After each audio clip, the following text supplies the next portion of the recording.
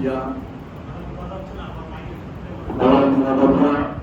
দীর্ঘদিন অসুস্থ, দীর্ঘদিন তিনি এই দেশের সরকারের আমাদের গ্রেপ্তার ছিলেন, তিনি চিকিৎসা পাননি, তিনি অসুস্থ, তার জন্য দোয়া করবেন, আল্লাহ পাক যেন তাকে সুস্থ করে দেন। আমাদের বিএনপির ভারপ্রাপ্ত চেয়ারম্যান তারেক রহমান এই সরকারের মিথ্যা মামলায় চৌচুক্য হয়ে কিছু সংস্থান করছেন, তিনি অসুস্থ, তার জন্য দোয়া করবেন, তিনি যেন তাড়াতাড়ি দেশে ফিরে আসতে পারেন।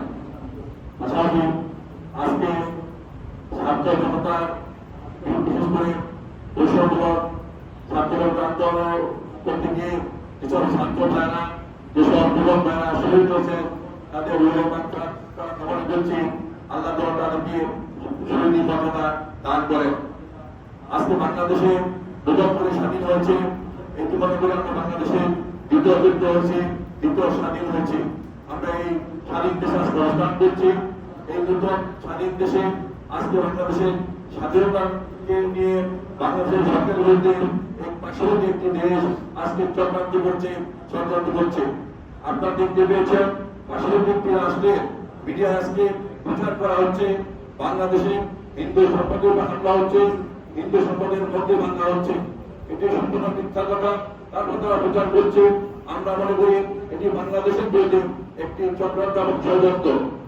আজকে গত 100 বছর নোয়াখালী, লক্ষ্মীপুর, ফেনী, কুমিল্লা এলাকায় কখনো বন্যা হয়নি, কিন্তু হঠাৎ করে ভারতের বাঁধ কেটে দেওয়া, ভারতের বাঁধ ছেড়ে দেওয়ায় হঠাৎ করে এই কুমিল্লাবাসী, ফেনীবাসী, লক্ষ্মীপুরবাসী পানির বানে ডুবে গিয়েছে।